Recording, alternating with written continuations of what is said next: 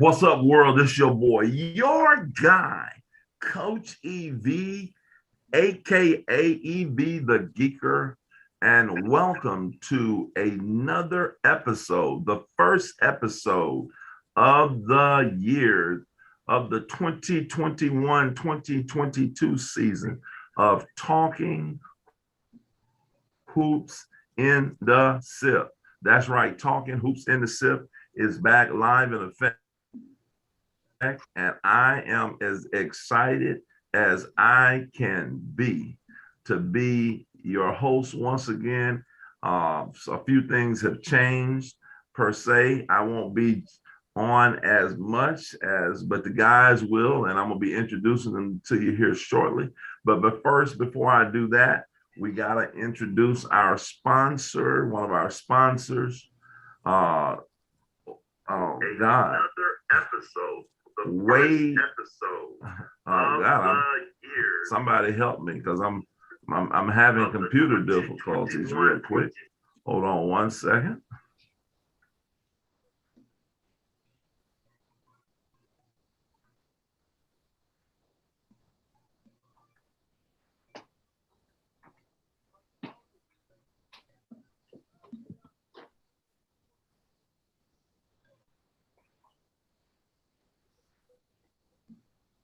All right, we back at it. Yes, sir. We're live. Again, it's broadcast by the program is sponsored by Tatum and Wade Law Firm, located at 124 East of Me Street, right here in Jackson, Mississippi. Thank you again for them sponsoring. Remember, Tatum and Wade are serious lawyers who get serious results. But I say, if you want to get paid, you need to go to Tatum and Wade. Again, welcome to the first episode. You know, we have today, I'm excited about our guest and co-host today. We got a young fella, a new addition who's going to be coming on often. We're going to be bringing in just special guests all throughout the year. And the first, guest I want to bring in and introduce is a young fella. He's a freshman at Jones Community College. His name is Mason Adams, aka Benito. He was one of our fans. I lay you, I tray you. Benito, welcome, man. How you doing today? I'm good. Thank you for having me. Oh man, thank you for coming. Look like you're in your dorm room. Are we there? I'm in my dorm. I love it, man. We got the dorm room action. Hey, I'm in my office. Yes, sir. Those of you know, I'm the assistant coach on the women's side at Mississippi Valley State. So let's make this, so people will get this clear that there are some things that I'm having some. Oh, okay, yeah, you got it. Your host once again. Is that y'all's thing? Is that mine? Per se, I won't be. Nah, I sound like you probably got another computer or something on over there. Yeah, I think. Let me. Yeah, I got. Can y'all hear me still? Yeah, you good. Can you guys still hear me? Yeah. Yes, sir. Can you hear me now? Okay. I don't know what that was. I thought I had changed that. I apologize. We hadn't been on in a minute, and I'm having a little technical difficulties here. But I'm having a little technical difficulties here. I apologize. But anyway, we got Mr. Finito also back with us for another year from the guy that owns and runs the DC Bucks organization, does a phenomenal job up north. Mr. Cordaris Jones, what's up, Cord? What's up, Coach? How y'all doing? Chilling, man. Cord, what year was you this? All right, I'm back at it. What year did you just finish here? Yes, sir. Year 7 in all. Year 7, having a program. Running the thing. Probably 5 years for girls though. I say 6 for girls, 7 in all. Yeah, for them. Wade are serious lawyers.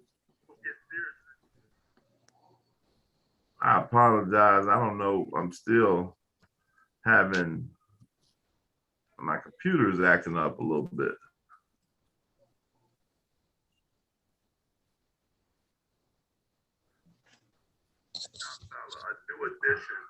Hold on 1 second while I try to get this. Hold on 1 second while I try to make this change.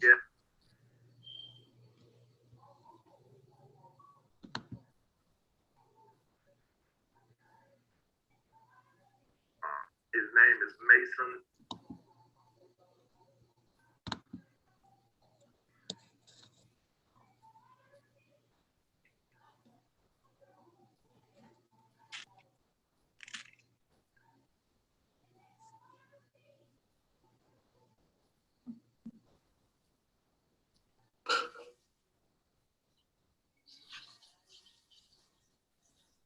Hello, are we back here? Yeah, we good. Can you hear me now? Sure. It's just, some people will get this. Hello? Yeah, we good. Man, I don't know what that was, but it was causing my thing to go on. But anyway, we'd like to also welcome in another one of our hosts, Talante Weber, owner of Southern Sports Platform. At the end of the day, T-Web, how you doing today, man? I'm good, man. How y'all doing? I see we got a lot of viewers on right now. So welcome back to season 2, man. We're excited to get it going. Well, that's awesome. Hey, well, again, apologize for the early technical difficulties. We're going to get better. This is going to be a much more explosive show. As I was saying earlier, Eddie Young and Eddie, who's usually with us, is not going to be able to come on tonight. And Shoes, Lavelle Johnson will be on shortly, along with Gabe, and we're going to have some other special guests that come on all throughout the year. My role has changed a little bit as far as, I will be coming in hosting the show per se and opening it up. But as far as me commenting on particular players, especially young ladies, because I coach at Mississippi Valley State, we won't be able to do that. So Talante, Cordarius, Mason, and others will, do that part of it and talk about when it comes to the high school players. But let's talk real briefly. I want to talk about, before we get into the season, which pretty much started over the weekend. We had just had a boatload of games, and we're going to talk a little bit about that this year. But let's talk a little bit about, and I want this to be kind of organic. This is something that we didn't plan, so everybody can have their thought process. What do you think about, there's been a lot of transfers from one school to a next, and this thing has been going on for years. Not only in Mississippi, but all over the country, what they have, quote unquote, athletic transfers. There's a new, when we look at the national scene, there's a new, I guess Kanye West has a new prep academy called Donda Academy out in California. And people are leaving their high school to go play at different places. Obviously, we lost in Mississippi a young man that played at Terry. He was in Shoes' rankings. He was the #1 player, upcoming senior that ended up going to Oak Hill. Let's dive into that a little bit tonight. What do you think about athletic transfers? And is it a good thing? Are we, let's look at the pros and cons, and let's start with the young fella, Mason. Tell me your thoughts. Over the years, I know you're a youngster, but you've seen and heard, and you got your ear to the ground. Tell me your thoughts about when they transfer different schools and stuff. I mean, as a player who has transferred, when I transferred from Jackson Prep to Northwest Rankin, I think it's, for a player, I think it's a decision that you have to make. But on top of that, it would, like what you said, where if somebody goes from Terry to Oak Hill, another state, I think that does kind of affect the state. Because, you kind of like, not a lot of people really having to come to Mississippi to really watch you play. So it's just like, I think as a player, it's kind of different. It's a good thing as a player, but as a state thing, it's kind of, a negative, if that makes sense. I don't know if that makes sense, but, You muted, Coach. Yeah, that makes a lot of sense, because as a state, we don't get a chance to experience a kid's greatness or not. But as a player, do you feel, Mason, that kids need to, let's stop tricking ourselves. Most of this stuff is for athletic reasons. Some of them for academic, some of them for, somebody truly moves. But at the end of the day, it's for athletic reasons. And me personally, because in life, I think basketball and sports in general has the greatest parallel to life. Let's look at it. Now, in life, if you don't like your job, if something is not right in your job and you have an opportunity to leave your job and get a better job, you're able to leave. That's part of it. Everybody does it, from CEOs of companies to the little Joes, who's making the lowest hourly wage. So in that regard, it happens all the time. Now, there is something to, sticking some things out. There's no question about that. But do you guys think that it's a character flaw to transfer schools? Like, let me hear from you. Let me hear from you, the veteran Cordarius Jones, and then T. Webb. You jump in on that question. I don't think it's a character flaw in all incidents. You can say most of the time, the player and the parents are looking for where they kid will flourish the more, as far as if it's wins or basketball development or whatever. Some people it's right to transfer their child, and some people it's wrong, in my opinion. Sometimes, certain kids, and I won't speak on anybody's name, they be in bad programs, then they go to good programs just to get themselves ready for college. They need to be in a more competitive environment. They need to be around the coach that's going to develop them and be around good players that's really taking the basketball game serious. And then there's some that just like, oh, that coach is always the coach. They can be averaging doing 20 here and they want to go here and they want to get they want to get whatever you can. They basically want to, they how to say this. They just looking for somewhere that might necessarily wasn't nowhere wrong where they left, but they still want to go somewhere and get what they want to get. They want to build a super team, or they just don't like the coach no more, or the coach wasn't letting their child score the ball enough or get enough shots, or whatever the case may be. So that's the pros and cons in my eyes. But it is, I don't see nothing too much wrong with it. As long as you ain't going from a different school every year, they get kind of crazy. Let me ask you this, Corey. Let's stick right with you. And we welcome in LaVelle Shoes Johnson. What up, Shoes? What up, people? Let me ask you this, Corey, because this, as being an AAU director, it happens all the time in AAU, where people leave your program and go to another program where seemingly they feel, as the old saying says, the grass is greener on the other side. I do believe that there are certain situations where it may be best for a kid to go to another program and get something out of it. I know that over the years, you've had people leave your program and go other places, and you've also received players in from other organizations. And this is one of the things as I was trying to talk about here, and as well as I do, about how I was trying to unify the teams here in Mississippi. And the good thing I love about the fact what you and Eddie Young have done, even though you guys haven't come together, you're working together where now you have a code of honor and code of ethics where you guys are at least talking about, hey, this girl is leaving. And talk to us a little bit about that on the AAU scene and tell me, if there are any differences as far as AAU in high school, the transfer mindset. Well, AAU, it ain't no restrictions, so it's kind of like the NBA free agency. Everybody just looking to get some promises. They looking for people to tell them, hey, you Division I, and it may not be, or I got connects with coaches, and I'm gonna get you better. So it's a little bit more lying on the AAU side, as far as people making false hope, false promises. So it get a little crazy. As far as, high school, you got to maybe come with a little bit more meat, you got to get your stuff squared away a little bit more. AAU is all holds bar, so I do appreciate that me and Eddie, we can talk about players, might be in this program. They might want to make a move because of travel situations, or they just need a better fit, and we able to talk and, make that happen for the kid. But I don't know if most of the high school coaches, shoot, if you leave them, they probably gonna block you unless they want them coaches that just don't care.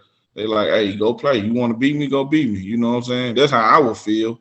I don't know if I would ever block a kid if I had a choice to, because I feel like, hey, you want to go that way? I want to try to beat you by 20, but that's just coming from a player perspective.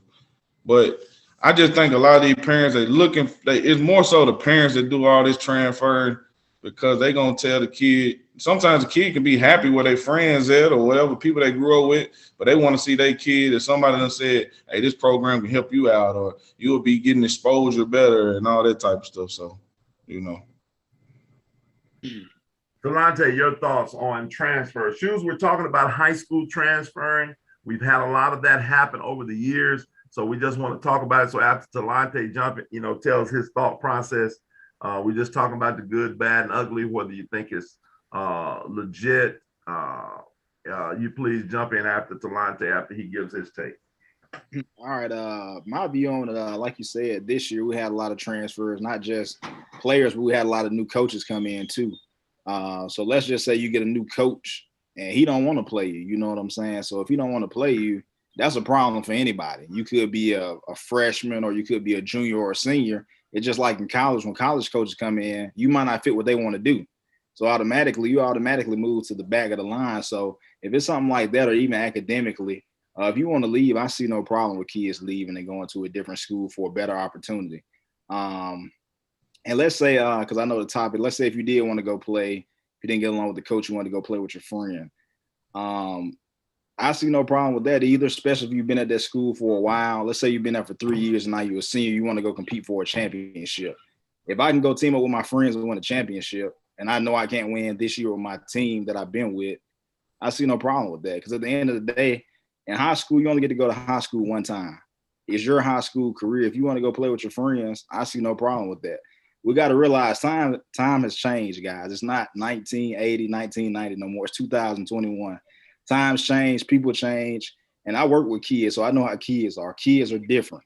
Kids are different from when I was in high school 10 years ago. So everything is different now. So we just got to realize that as times move on, we have to adapt as well. So I have no problem with kids transferring at all. Shoot, your thoughts. All right. Well, I'm a lot like Talante. I don't have a problem with kids transferring. I realize that. I want to say this. It's a thought I've been thinking for a while. A lot of the problems they have when they say kids are, the academic world hates the thought that kids are transferring for athletic reasons. That's one of the reasons they'll block you. He's transferring strictly for athletic reasons. Well, I think it's time for that adage to go out the window. That's a very old school adage. Scholarships are at a premium now. Scholarships mean so much now. Darn right if I'm moving for athletic reasons, if it's going to allow me to get a scholarship. That old adage that you shouldn't move, you can't move for athletic reasons needs to be thrown out the window. They need to forget about that. But by the same token, I do realize there has to be some rules. There have to be some rules that pertain to transfers. Do it by a certain time period, or actually have a good, the residency rules and everything.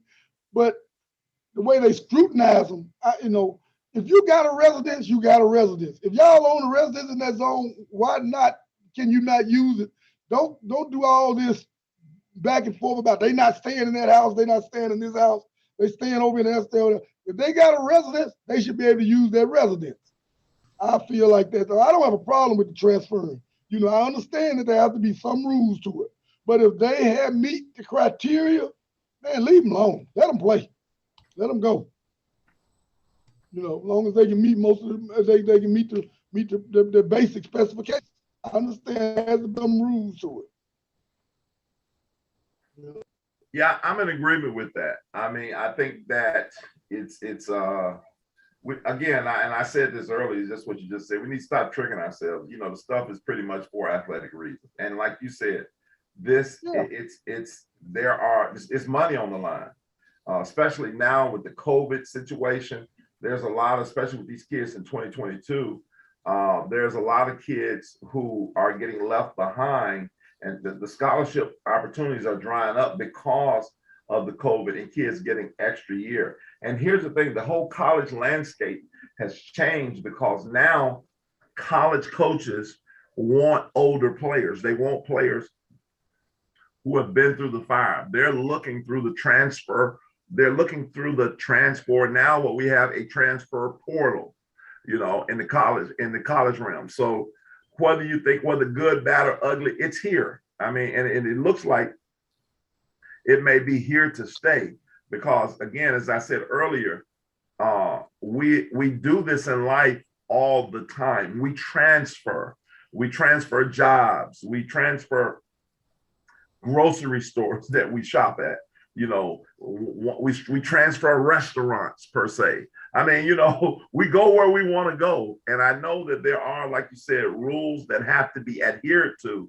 But at the end of the day, I'm like this. Now, if I have done everything for you as a coach, and for whatever reason you don't want to stay with me, then I'm a man too. I got some pride. I want you to go on.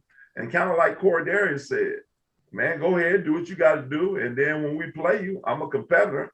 I'm gonna try to, we're gonna try to do what we got to do to make you regret leaving us, especially when we've done everything that we were supposed to do. And so, but that's something that every year in and year out, that seems to happen all over the country. Let me ask you this, because this happens a little bit. I want to specifically go into this because this happens in Mississippi in every state. Let's take it a step further. How do you feel about kids when they leave? Let's talk about Jackson. Let's just talk about Jackson, Mississippi. Let's not try to, beat around the bush. Jackson, Mississippi has produced some of the greatest athletes in the country, on a national level. When you start looking at Lindsey Hunter, who not necessarily in high school was a phenomenal player, but he ended up going to Jackson State, went to the NBA. But from a high school's perspective, you had James Hollywood Robinson, averaged 40 points a game, ended up going to Alabama, went to the NBA. You had Mo Williams, who had a phenomenal high school career, and shoes, you can name some more. Most recently, probably Deshaun Ruffin. We don't know what kind of college career he's going to have, but the great Malik Newman, who did something to me. He won 4 state championships right here in Jackson. He was nationally ranked. He was McDonald's All-American. Do you believe that kids need to leave Jackson, Mississippi as a whole and go to these national programs like the Oak Hills of the world and in different places like that, the Huntington Preps and, all of that? What's you guys, let's start with you, T. Webb, and then you can follow him up on that. What's your thoughts on the national? Now we got Donda Academy. You can kind of, you were from, lived in North Carolina, so kind of touch on that, T. Webb, and then Shoes, you can touch on it. Me personally, like you had touched on Malik, he won 4 state championships. Okay, so since we got, let's use a recent one. You got, I can't think of his name, just slipped the top of my head. You got Devon Reed. You got Devon Reed at Oak Hill. Devon Reed had a monster game when they played on TV. He had like 20 points. In Mississippi, sometimes he'll have a monster performance, or sometimes you don't even hear about what they did. So, you know what I'm saying? If you can do that on a national televised game, that just ups your, your status, you know what I'm saying? So for him, at the end of the day, like you said, everything has changed. Besides like the college landscape, pros. So now you playing for money. You playing to get your name out there, pretty much to boost your, your whole notoriety. So you got the overtime league, you got overseas leagues now. So you pretty much now you're playing for money if you're a big time player. So if you're a 4 or 5 star player, it's not just about college, because even college now they let you get some of your naming rights and stuff. So you pretty much playing to just elevate your status. So for me, I think it's good for guys. Probably when they're a senior, if you're a dominant player, I think you can dominate high school that 9th, 10th, 11th grade year. But I think sometimes that 12th grade year, you need to go out and get that extra exposure when you playing against other top guys. So when you get to college, you're ready to go. And that's just my take on it.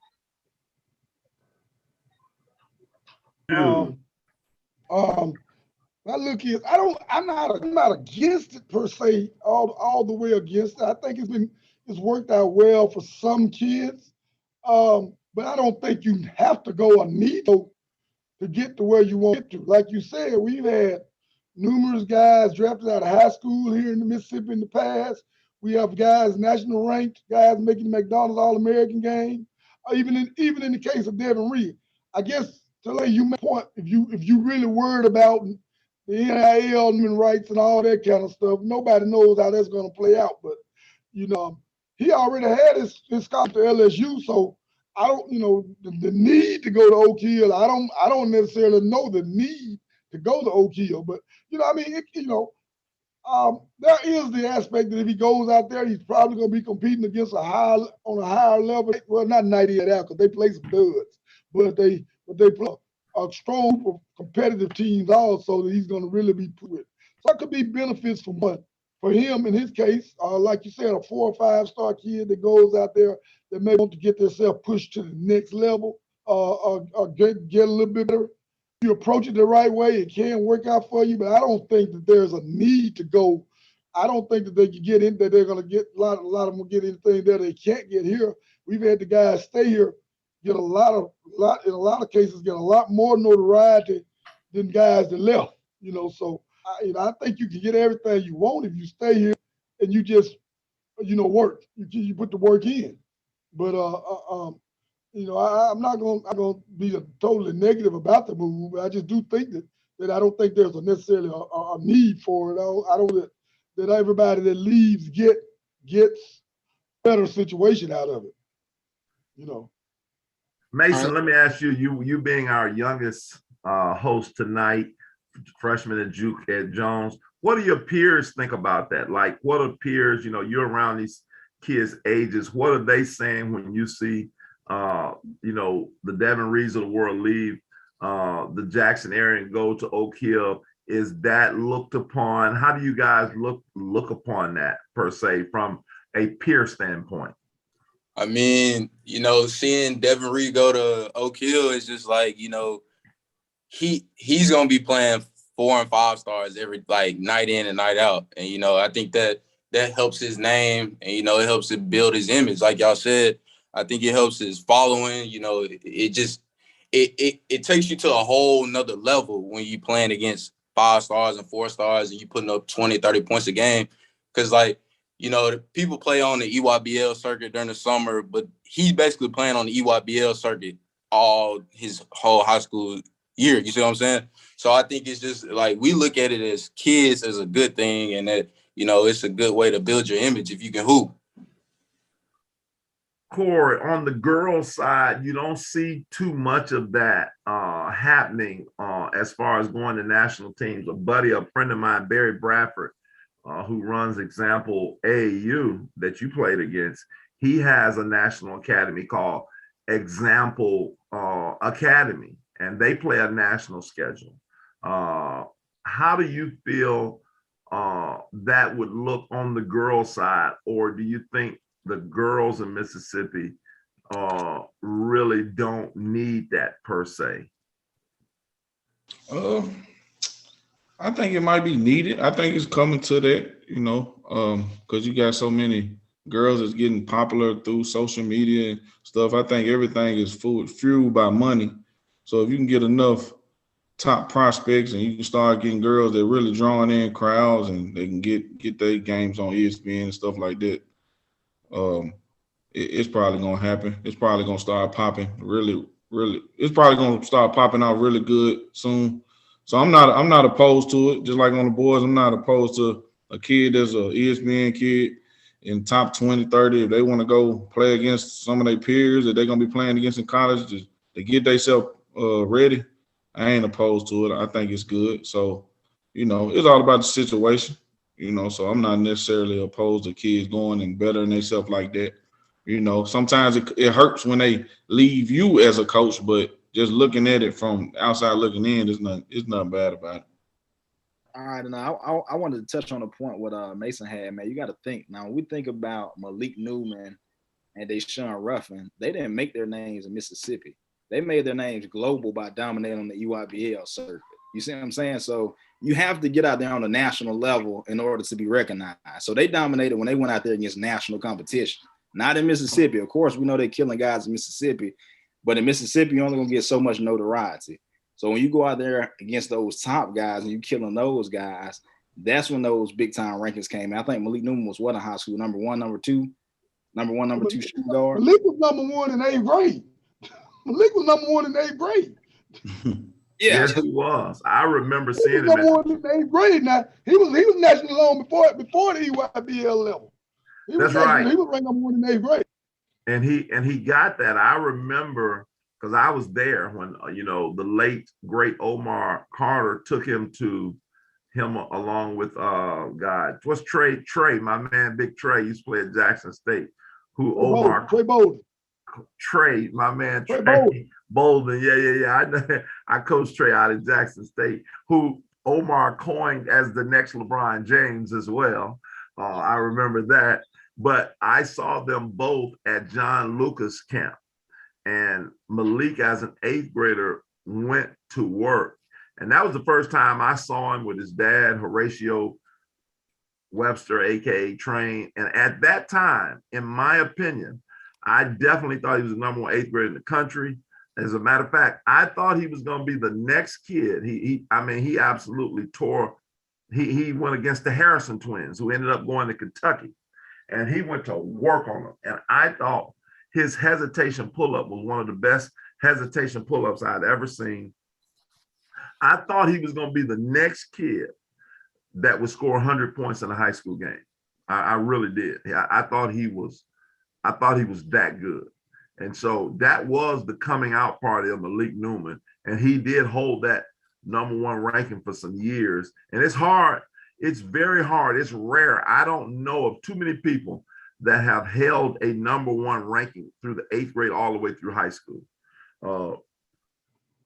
I choose, and me and you're the oldest. I remember, I don't know if you remember this guy, Derek Character. You remember Derek Character back in the day? He was from New York. Big kid. And he was 6'9", number one. And he ended up succumbing to Greg Oden. Imani Bates might be the closest person to have a young ranking and kept it in that top 5. Usually you can't keep it. And Malik ended up, I think when he finished, he still was a top 10 kid, but he wasn't number one. He was around that 9, 10, that area. But it is something, I think you're right, Talante. Even if not the EYBL, in order for you, a Mississippi kid or North Carolina kid or Idaho kid or whomever, you got to prove your worth on the national level. You have to do that. It's one thing to be the best in your state, but it's another thing to be recognized among the best in the country or the best in the world. And Malik Newman and others from Mississippi did that. Now, that's why my thought process is, I always say AAU is the key. And I know a lot of high school coaches, which I've coached both AAU and high school, and I wish that they would, that somehow the high school coaches and AAU coaches would put their egos down and begin to work together, because they're both needed. But as far as the way the system works now at NCAA, most coaches are not going to come to a high school game if they haven't seen you on the quote unquote circuit.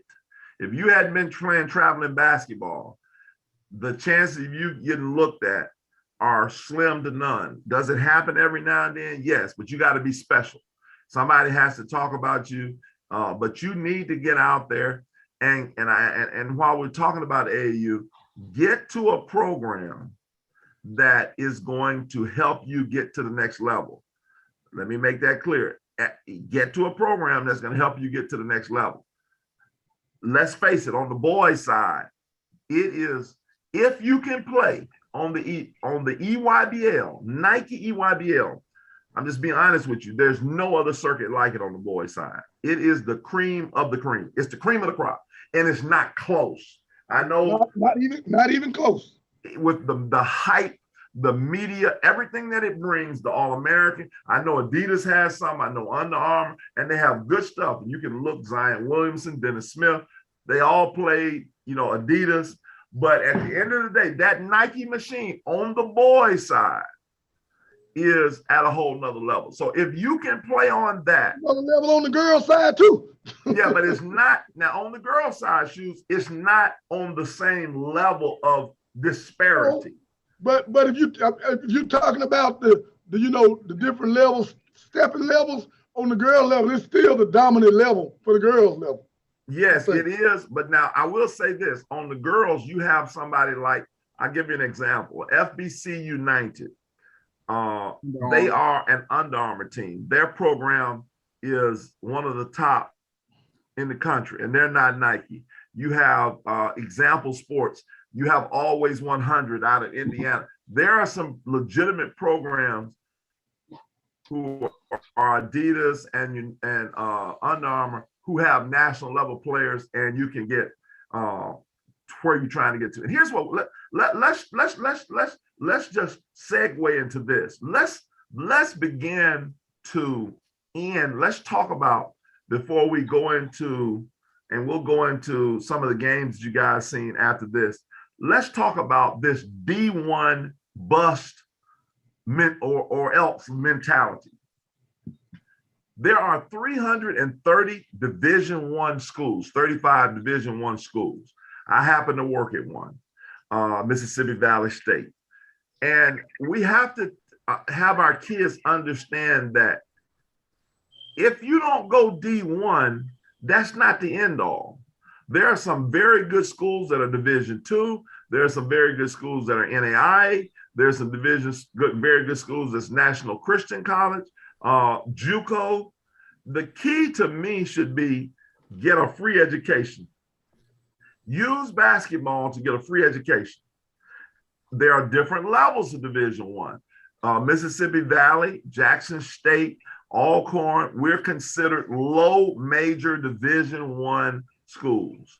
And at the end of the day, we got to get our kids to stop running up there, like snubbing their noses at the quote unquote low D1, especially HBCU schools. Now I'm throwing my little plug out there. We got to stop that, because at the end of the day, this may be your level, and it's okay that this is your level. I think you said a mouthful using that term, your level. Right. Because I agree with you that you should be using this to get an education, but I always say, if you want to play, go to your level where you can play. And That's right. You can make money from any level. That's right. You can make money from it. So you have to find your level, get your free education, and find the level where you're going to actually be successful at. I agree. And Millsaps, I coached at Millsaps on the boys' side. I was an assistant over there, and it's Division III. And I'm letting you know, Division III basketball is nothing to throw your nose up at. Millsaps plays in a very good conference, girls and boys. They can flat out play. Millsaps can be any, I want to make this clear, Millsap girls pretty much can be any high school team in the state of Mississippi. So sometimes we get in this mindset that we look down on the different levels. Millsap boys, when we coached out there, man, we had 6'11" kids, 6'9", 6'8". Man, they could flat out play. We had some players. And so, again, you got to find your level. And let me ask you guys this. Let's talk about, and Mason, you can answer this first. Again, I want you to talk from a peer standpoint, because how do you think that we as adults, because to me, it's the adults, and so we have to include all of us as adults, are putting too much pressure on kids, or are kids putting too much pressure on themselves if they don't play D1, they feel like they failed? I think, with the trends that are going around on TikTok and Instagram, touring D1 college campuses, it highlights the cream of the crop. But if somebody who goes to JUCO, Jones, you know, it's good. Like this is a great campus. It's good. Like, but like Chu said, you got to find your level. There's levels to this. Like somebody might not be a D1 person, so it's like you got to find where you got to get in where you fit in, basically. And if you go to D1 and it might not be for you, a lot of people come down. So it's just one of those things where it's like a trend to highlight Division I. Like Division I is just the best of the best. That's where everybody want to go. D1 or bust, like you said. But I think being at a JUCO, it teaches you like education is the free education is key. That's the key. That's the main role, and that's what you want. Go ahead, Core. Anything you want to add to that?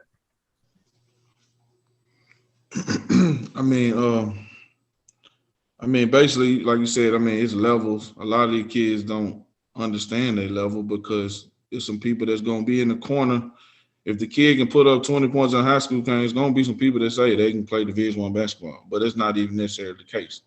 So, it's a lot of things that go into playing at D1, low D1, mid-major, whatever the case may be, D2. You just got to find your fit. Is you good enough? Some kids just, they just gonna go off. I'm like y'all just said. Y'all said EYBL. It's literally gonna be some people listen to what y'all just said right now, and they're gonna be like, "Oh, I'm good enough," without being realistic, and they're gonna like, "Oh, I'm gonna go try out for every EYBL team I can," and that's just how they do. They want to play on the best level, but necessarily may not be that level.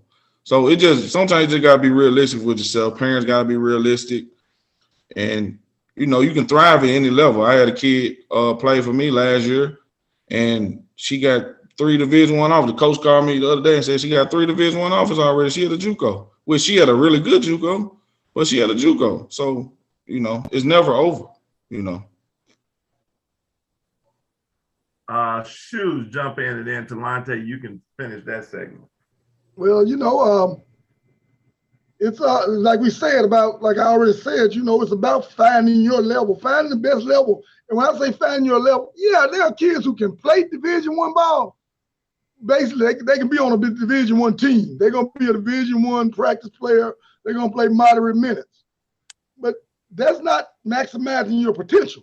If you drop down to NAIA D2, man, you might end up being able to be a very, very productive player. A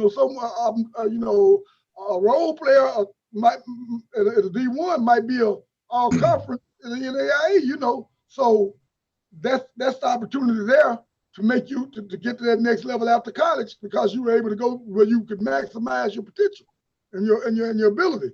As far as that D1 or bust mentality, it's just the nature of the beast. I always tell kids, you are who's recruiting you. If they're recruiting you, more than likely that's who you are. That's because you holding out.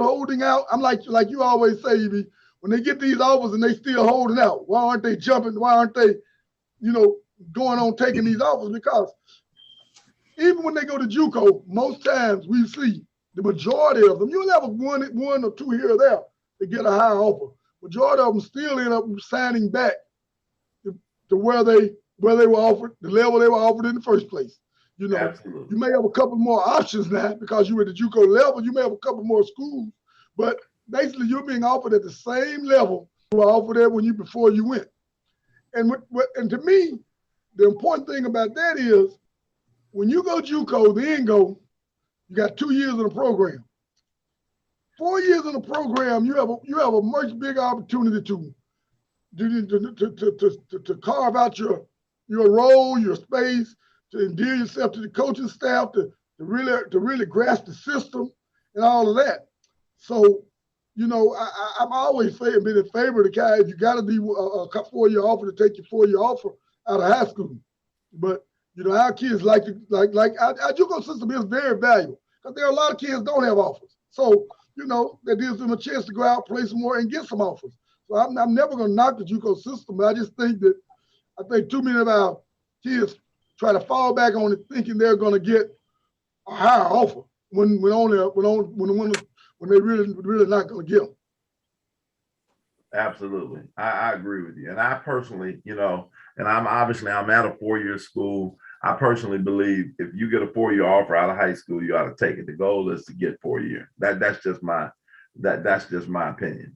Like I don't understand. Well, I understand, I do understand. I guess I just don't agree. Talante, what's your final thoughts on that? My thoughts on it, it's kind of like Mason has said. We live in a new age. You know what I'm saying? They got so much access to like film on YouTube, where you know what I'm saying. You get to see the good side of the high major D1s and what they do on a day-to-day basis. That that's just what the kids want. It's kind of like, of course, it's a dream for everybody to play high major D1, but that's what the kids really brainwash themselves to think is D1 a bust now. Because you get to see the luxury, you get to see the Kentuckys, the Dukes, you get to see those guys play on TV. But my thing, I just don't really think a lot of kids understand like the work that you have to put in to get there and the work that they put in when they actually get to those schools. So sometimes you don't get to see that part of it. But that's my thoughts on it. I just think we live in a social media driven world where, you know what I'm saying, like, of course, everybody wants to be a D1 guy. But most of the kids who are smart, they do still, you know what I'm saying, consider like D2s, the NAIAs. Most kids that have a focus on, you know what I'm saying, what I'm going to do in the real world once basketball is over with, those kids do still take those chances. But those ones who just like, my plan A is just to be a basketball player, they tend to do fall into that if I don't go D1, I fail type mindset. So I got a question, for Shoes or EV. How do y'all feel about a kid that's like a freshman at a D1 and they drop and go, to JUCO? I mean, I think, my son actually did that. He went to Alcorn and he dropped back to Jumper and played at Pearl River. There was circumstances, things didn't work out there, so he dropped back. I don't have a problem with it. I mean, give it your shot. I mean, because we all know that everybody on every bench, especially now with coaches running players off, coaching, recruiting on top of kids, like we said, kids have to understand the nature of going to getting a college scholarship and going into a college program. It is work. It's a job. Nothing is given to you. What you say, EV? I just said, yes, amen. Yeah, it's a job. Nothing is given to you. So, sometimes they get there, they weren't ready. They weren't ready. They got to figure it out. They got to recalibrate themselves. So sometimes I don't have a problem with a drop back. I mean, I don't like to see kids give up on working hard too easily. I don't like to see kids do that. If you get in there, you're being given an opportunity, fight. Go fight for your position, stay in there and fight. Hopefully, and things work out. But I do think a lot of times they bounce back a little too quickly. We'll bounce back a little quickly. But I think there's some good to it, and there's everything. There's a line on everything. But sometimes kids stress time. They haven't done enough for another school make them, so they got to the JUCO. So the JUCO level does give them an opportunity to go recalibrate themselves.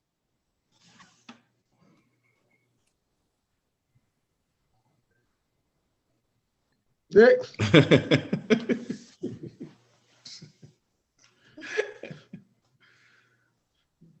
You good enough? I guess EV over there froze, ain't he? He's froze. Over there. Oh yeah, I guess we can just hop in. You know what I'm saying? I know this first episode. I guess we can just hop into what games y'all seen this weekend. I know Shoes, you was over there at Holmes, so I go ahead and start with me. Yeah. I went to Murrah game yesterday. Murrah versus Brandon. I walked in probably I think it was about 5 minutes left in the first quarter. It was a pretty good game. You know what I'm saying? It was kind of slow at the beginning. Well, I'm not gonna say it was slow. It was fast paced at the beginning of the game. Of course, Devon, he had a hot first half. I think he had like 14 in the first half. And then like Brandon was really, I got Brandon as my dark horse in 6A. I think they can do a lot of good things. I think they got a lot of good pieces. And I think they'll cause some guys some matchup problems from what I've seen, just a couple of 6A teams I've seen, I think once you get to those later rounds, they will cause some guys some matchup problems with the toughness and the length that they have. And they're good. So Brandon was pretty good. It was close all the way until probably like 5 minutes left in the fourth quarter. And then Brandon just kind of pulled away. They hit a couple big shots, got a couple of key plays around the basket with some and ones. And I think they ended up winning by like 16. I think it was 66 to 51, something like that. But I've seen a lot of good guys that I haven't seen before. I can't think of Mason. I know you called his name earlier, number 0 from Brandon. Darian Perkins. Yeah, he was really good. He had a nice, strong body. He can really shoot it. He had like a half court 3 at the buzzer to end the third. That was a big shot. That was a big shot that he hit right there. He had a lot of good shots yesterday. They have a couple bigs that are pretty solid. And of course, they got Terrell Dixon and Ishmael Rashid. So those guys are pretty solid as well. Then for Murrah has, of course, Avon Johnson. Then they had 2 good guards too. I can't remember their names either. I know one of them transferred from Callaway. He shoot a lot of threes, but he made about 5 of them, I think. He can shoot that thing. He don't have no problem launching them. And then they have another lead guard who's really, really solid as well. He can get to the basket. He was finishing through contact. And I think with the refs, I think it was probably their first game. You could tell they really let them play. So they didn't blow a lot of fouls. They kind of let everybody get physical around the basket. So it was a good 6A game to be the first game of the season. I'm thinking it was for both of them. So it was a good physical matchup and a great game all around.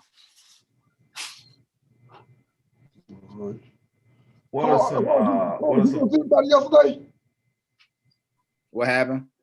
Ask Corey, did he go see any of the girls yesterday? I seen a couple lives. I didn't get the chance to get out physically. I seen a couple live footage and videos. I seen Tishomingo play Starkville. A little bit of Pontotoc and Vicksburg and that Tupelo and North Panola game. Kind of early. I'm trying to get back in the swing, but definitely got a little early take on them teams. That Tupelo team, and I know I had picked Tupelo last year, and everybody, you just be riding Tupelo, you know what? But that team is looking so loaded. I don't see too many folks beating them, but hey, anybody can get beat. But they loaded though, the girls. Who are some other teams, Court up north? Talk to us. Like, go ahead and dive into the Tupelo team a little bit. Talk to us about some other teams that you see. It's all right. This is what we do on this show. We go and put our necks out there. At some point. Because what's crazy is I had people have said to me all throughout the year. Like I've had different coaches hit me and players. Coach EV, man, you rock with us. You called us. You said we was gonna win. Then I had some other ones like, Coach EV, I ain't messing with you because you picked against us. So they're listening. So you go, at the end of the day, they're gonna love you. They're gonna hate you. I mean, they're gonna talk about you. It is what it is. We talk about Stephen A. Smith and all them guys and Skip Bayless every day. So this is what it is. So and I want to let everybody know it's just our opinions. We're not tripping. We don't dislike you as individuals. We're just, and at the end of the day, it's a guessing game. Everybody knows I picked Lanier last year. I felt like they were a team of destiny, but it took a miracle shot for them to beat Pontotoc last year for them to even get to the championship game. And so now I know that Lanier has an even bigger chip on their shoulder this year because some people, I'm not going to call no names, have not picked them this year. So I think this is a healthy, fun debate type deal. And I hope people don't take it that personal or take it as we're coming at you. We're doing our job as personalities and picking. So Cord, go ahead and jump out there and tell us so we can see who's going to be, so we can come back and say, Cord said, or Cord didn't. I like the fact that I picked I picked two. No, I picked who did I pick last year that won from the beginning? Lanier, and I stuck with Clinton. So, I okay. lost with Pontotoc, and some of those those girls let me know that you picked against us, Coach EV. So you win some, lose some. So Corey, talk to me. Who you got this Speaking year? of Pontotoc, I guess Vicksburg went in there. At Pontotoc, they went in there, and hey, they looking good. Or Vicksburg didn't have one of their best games. You can say either way, but they had Jamil Bourne with a triple double, 14, 10, 11. That's special. Samaya Brooks being Samaya Brooks scoring on the block, had the point guard with the Beckley kid that put in a lot of points too. That team's still gonna be a contender in 4A. I think I would have to put them in the top of 4A right now until they get dethroned, especially with adding another big and a special talent like Jamil Bourne. In 6A, you got Ollie Branch that's gonna be Ollie Branch. They're gonna get it together. They're going through some injuries right now. But Tupelo is just very loaded with a lot of young talent that I don't think I done seen in my days of watching girls basketball team be that loaded with about 15 future college basketball players, in my opinion. They just loaded. You got to play some JV games. I hope Coach Justin getting a lot of JV games in because all them kids are not going to play. They really, really talented. You talking about Jay Rucker is, my opinion, number one ninth grader in the state. They got the Audrey Houston she's just looking different. Her game definitely developed over the summer to me. And they got so many other pieces, Peyton Hervey, Nadia Norfleet. That's probably one my opinion, my favorite 2025 guard. I think she's one of the best. Then you got to go into Meridian. I think Meridian is still gonna be really, really good. I know last year, we talked, a lot of us on here talked like they was gonna win it all, and they had the team. But I think they still gonna be good. Sheridan, DeBrisha Poe. They gonna have some experience there. That I think you might have to pick them as the favorite 6A just off their experience and that special player as DeBrisha Poe is. Then you got Germantown with Madison Booker being a national talent. You gotta have them in there too, in my opinion. 5A, I think that's up for grabs. Because, I think Holmes County took a couple hits off a couple of their players leaving. 3A by Belmont dropping down. It's going to be pretty wide open there, too. I'm going to tell everybody, I think I know they got beat by Tupelo today. I think North Panola will be a contender along with Kasuth. Will be a contender in 3A. North Panola have a very good young team. You will see them making some noise. Everything. Belmont gonna dominate 2A along with New Site and all. The regulars. 1A probably wide open. So it's kind of early. I'm a fan of DeSoto Center. I think they got a very good cast of players up here in the north in that 6A with Janiyah Jones, Tyler Payne, all of them. So I'm just gonna I'm gonna keep everything open right now. It's kind of early.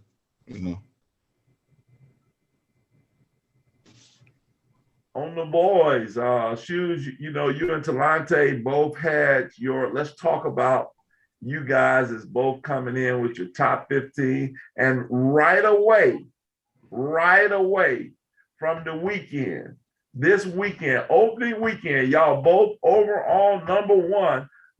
And Northwest Ranking said they made a statement to T-Web and LaBelle Shoes Johnson, like, y'all didn't have us ranked at all. And take that. We put a 15-point whooping on y'all number one team, which I'll be honest, if I was ranking, I would have ranked Raymond number one too.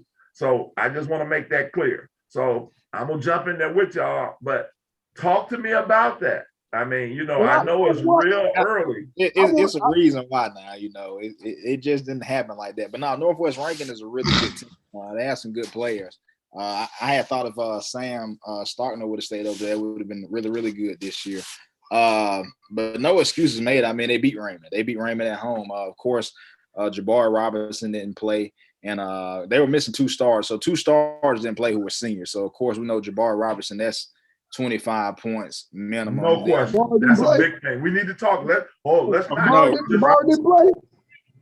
No, Jabbar didn't play yesterday. He didn't And dress up. and then Chris, what's his name? Who didn't play either.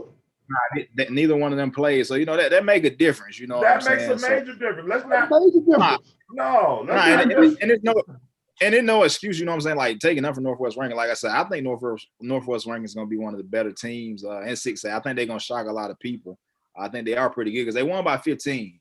I mean, believe it or not, if we got you ranked number 1, even though you're missing somebody, you know what I'm saying, people still expect you to be able to win. So you know what I'm saying. But let me interrupt you, Talante. I don't mean to, but I want to. I don't want to gloss over that fact. When you lose a Jabari Robinson off Raymond's team, he is their go-to scorer. That's major. And Chris, that other kid is a legit role player. So you don't like. And no disrespect to Northwest ranking. No disrespect. Still a big victory because you still got to play the game. But I don't know. Yeah, that makes a difference for me. I look at it totally differently now. So Yeah, go ahead. it makes a big difference to me too. I want to take the opportunity to say this. I was thinking this before you came in, EV and everything. I want to take a minute to say, I want to give a shout out to Coach Luckett. I think he's one of the best young coaches in the state. I've watched him the last 3 years out there. He's does a great job. I like the stuff he runs. I like the way his team plays. I said coming in, I've been saying coming all season, even though they weren't in my rankings, I felt like they were the team that would win their region.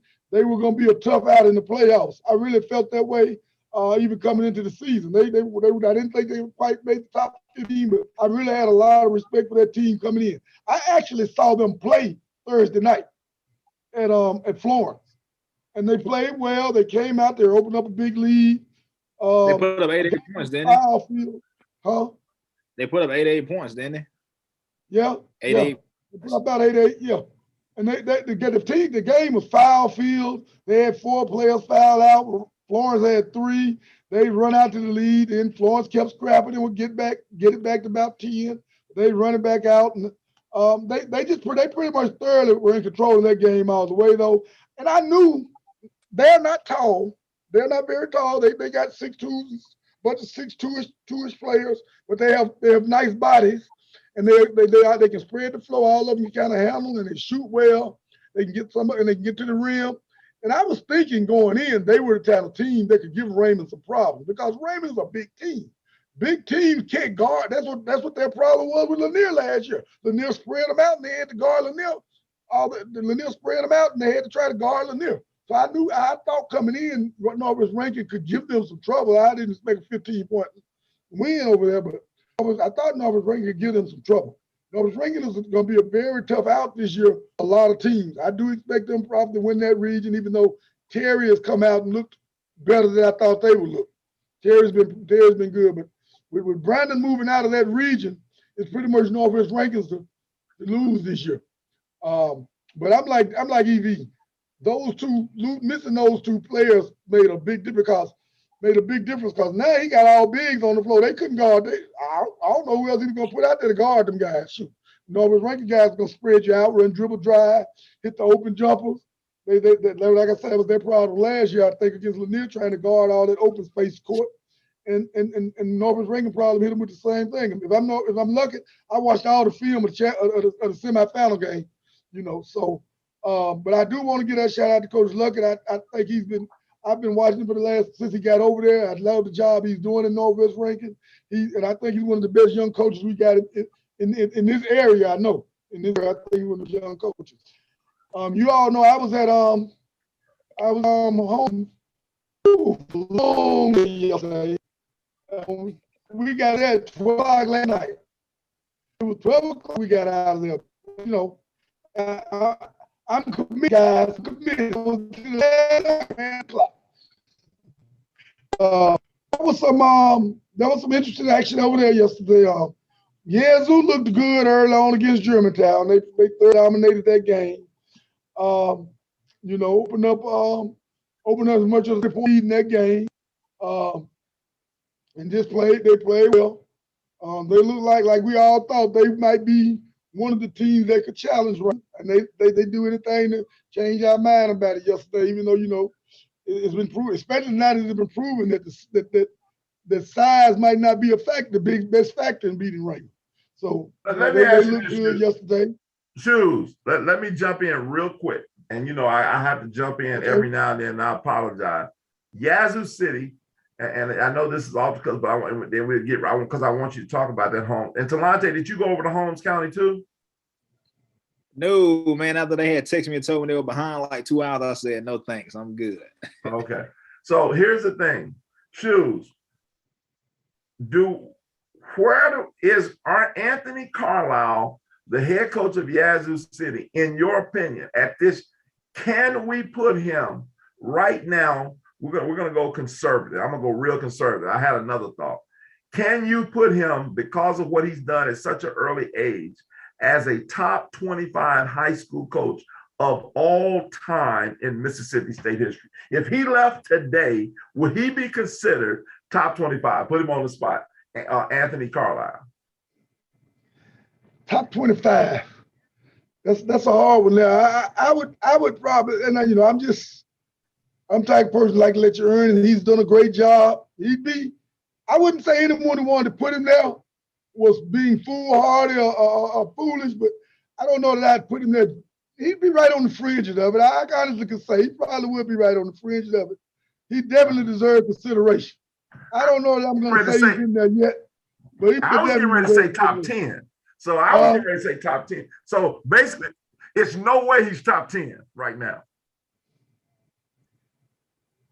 I wouldn't say so. I know there have been some coaches that's doing a lot in this state. Okay. Only got like 5 championships. 5 championships, and by the time he's 30 years old. But you know what I think? He won at 4A, and what was Columbus then? 5A or 6A? Columbus was 6A. 6A. Yeah, that's drastic, man. To go from you winning in 4A, it was 3A, right? It was Belmont was 3A, yeah, to go. Yeah, 3A then win 6A. That's that's pretty good. Then he coached 2 NBA players? Yeah, he has coached 2 NBA guys. 2 NBA players, yep. And another overseas guy. Two overseas guys. 2 overseas guys. 3 overseas guys. He coached Moses Greenwood too, didn't he? Yeah. So 5 championships before you're 30. Like I said, I wouldn't look at anybody that said they felt that like they were crazy. I honestly, I'd have to sit back and just kind of think about coaches over the years and see where I slide him. And I'm going to say this: it's not out the question that he should be there. He probably might be knocking on the top 10 with his accomplishments. But we've got some, a lot of coaches that had a lot of great success in this state. So I don't want to belittle what they've done either. I got to, so to just sit here off the top of my head and say he's gonna be there, I'm not gonna do that. Okay, I got you. I just like putting you on the spot. I call him the young legend.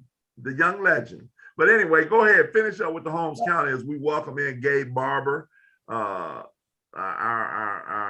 young coach and host from the Gulf Coast. What's up, Gabe? What's up, Coach EV? How y'all guys doing tonight? Doing great, man. We're going to jump you in here in a little bit so you can talk a little bit about the coast. But right now, Shoes is giving a recap of a little bit of the Holmes County. And then Talante is going to talk about some teams that, talk about his T-Web's 15, just highlight a few teams, and then we'll shift back over to the girls. Go ahead, Shoes, what you saw. Yeah, and Shoes, you saw some girls too. Yeah, I saw some girls. It was a really interesting day at Holmes.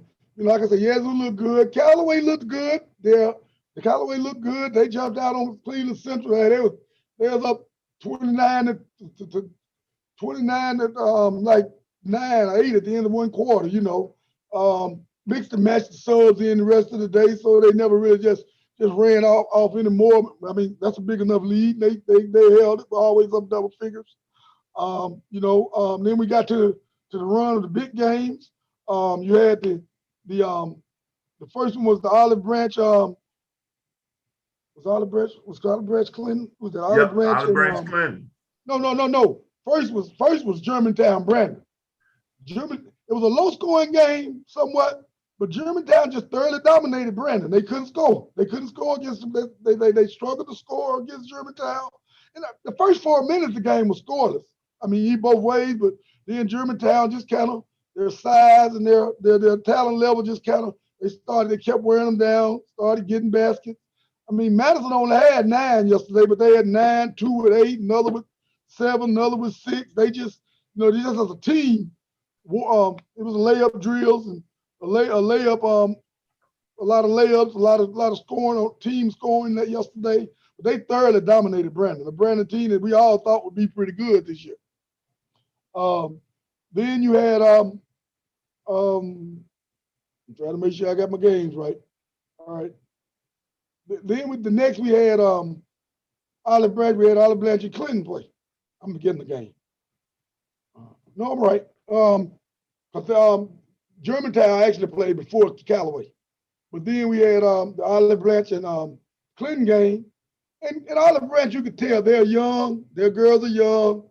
Piggies was over there on the sideline. I noticed she's injured. She's injured. Someone also told me I think they've got another young lady that probably start playing in January.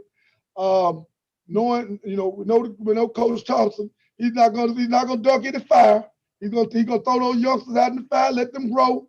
When he get his main ones back, I think I'm like you, Cord. There'll be a team to be reckoned with later on. But for right now, they just don't have the maturity to be, to beat the top level teams. Yet some of the top level teams just yet. Clinton did a really good job of just handling them, turning them over, got them playing fast, pressed them.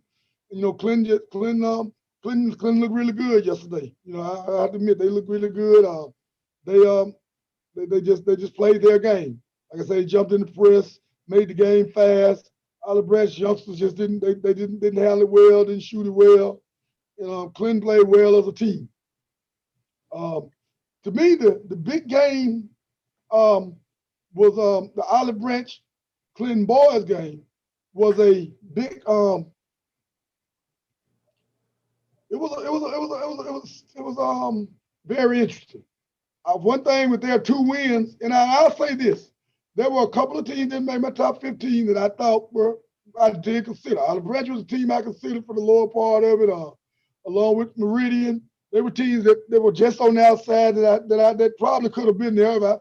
I could have flip-flopped a few teams. When you get past about 10, 11, there's a bunch of them bunched in there. With their 2 wins they've got this week, I think they definitely certified themselves as a contender in the 6A ranks. They beat Forest Hill by 16 on Thursday night, and then they beat then they had a big win last night. They led pretty much most of the game. They never blew them out. They never ran off. I think they did get a 12-point lead once, 11 or 12-point lead once. I think it was on that merge. And Clinton just wasn't in sync. They offensively they didn't have a great flow to them. Kamani his shot wasn't falling, although he had finished with 19. He was able to get to the rim and get some baskets and that sort of thing. But Clinton didn't shoot the ball well, and Olive Branch, Jalen Tyler shot the lights out. 34 on him last night. He put on a really, really great performance last night. He hit the threes. He shot the 3. He got in the mid range and shot it. And they just outplayed Clinton. I just got to say yesterday, they just outplayed Clinton. Clinton never did get in the sync, really great sync offensively. I really think, I really think they're going to miss those guys there, the grinders there inside. That was my biggest concern with Clinton coming into the season, and I didn't see anything yesterday that's going to make me, not have that concern. They're soft inside. They don't really have anybody. If you get to the rim on them, you're gonna get a finish. You're gonna get a finish probably. But they have the talent to still be a contender. I don't doubt that they're gonna be around but it's just a matter, can they get the get on the same page and figure out the kinks out the offense. I'm honest. I think Clinton was good offensively either. And they cannot deal with the last year, which they scrambled the ball a lot. But last year, scrambling the ball, they had those guys on the back line that could make a difference. They don't have those guys back there now. So they tried to scramble the ball a lot and pressure up high a lot, go for steals, try to get the other team. But Olive Branch did a great job of handling that. And then without Clinton really having, the rim protectors of the guys inside, the physical guys inside there last year, they were able to get a lot of finishes at the rim. And then naturally, when you get finishes at the rim, you're gonna get those kickouts for those threes from Tyler. Let me interject real quick. Talante, jump in. Talk to us a little bit about Olive Branch, but more importantly, specifically, talk to us about Tyler. Because I know he was the first, when I first saw Tyler was at your event, and I know you know him really well. Let's talk about the young fella. I think he's a sophomore, and I happened to see him recently myself, left-handed, athletic. Tell me your thoughts on Tyler.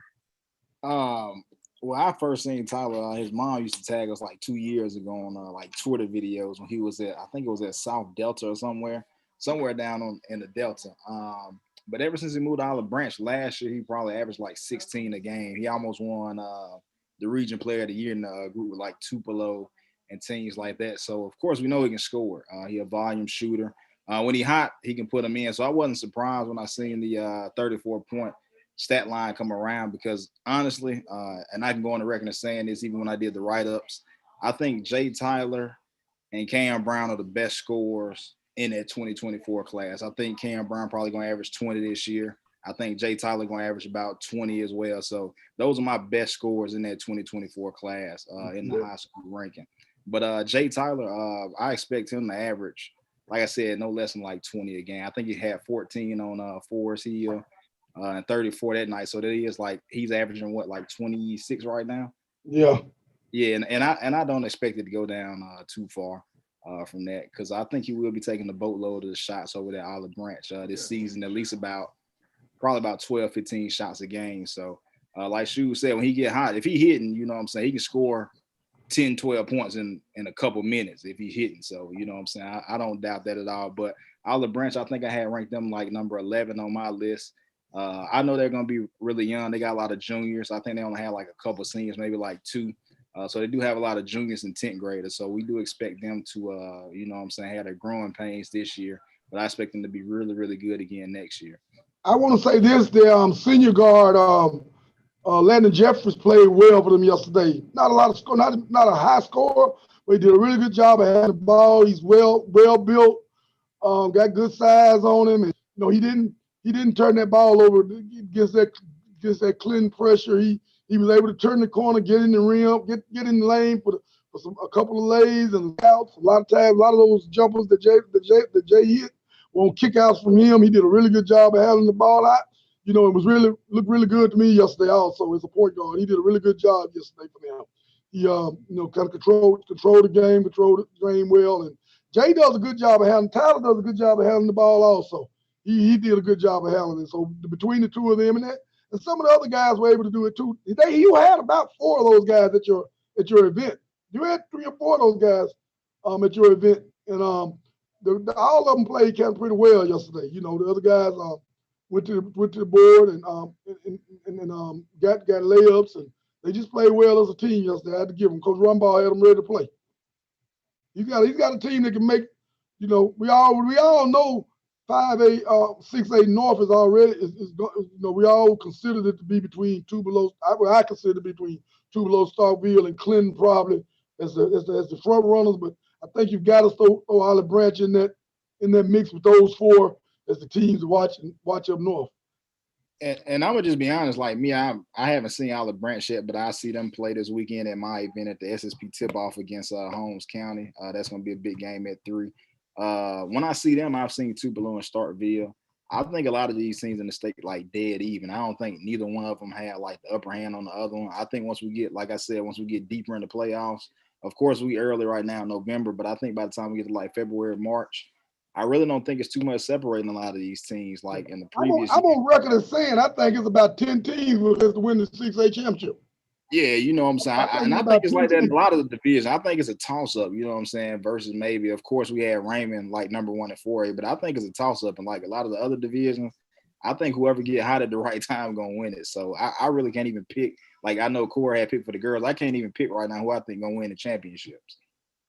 No, 5A, I think it's at least 10 teams in 6A.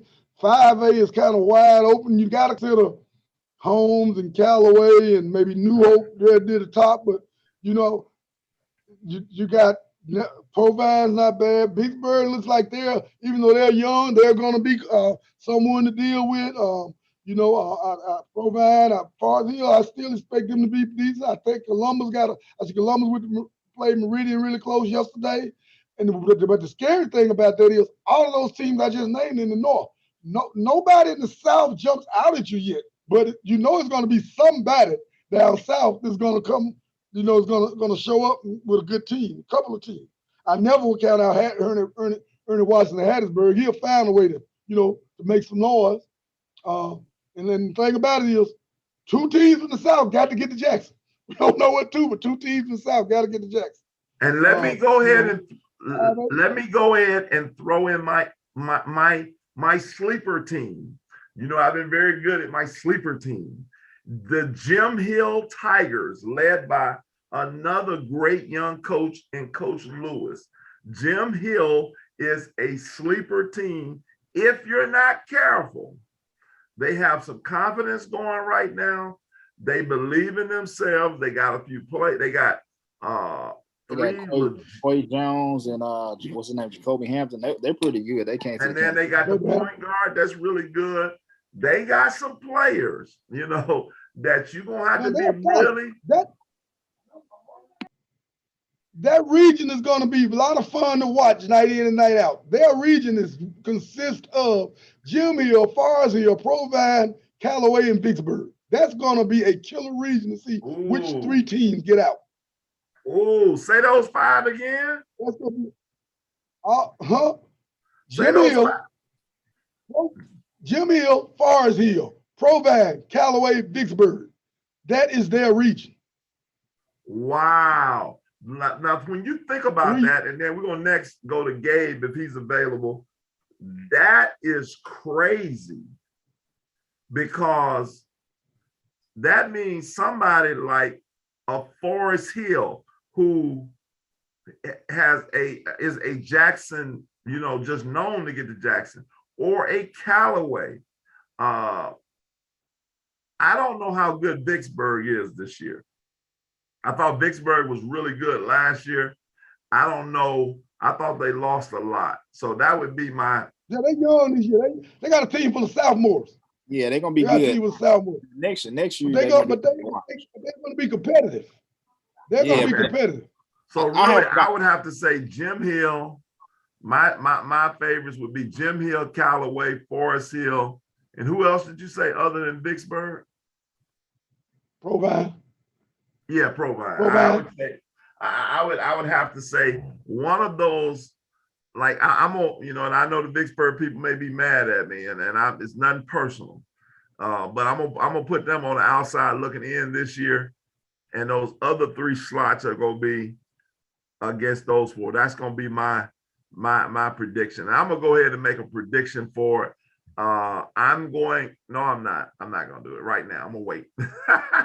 I'm gonna wait. I almost did. I almost got it. Now, Grant, I have forgot to tell you, like I had put Tupelo as my number 4 team. Tupelo is gonna be really good. I seen them in the scrimmage up at Boonville like 2 weeks ago.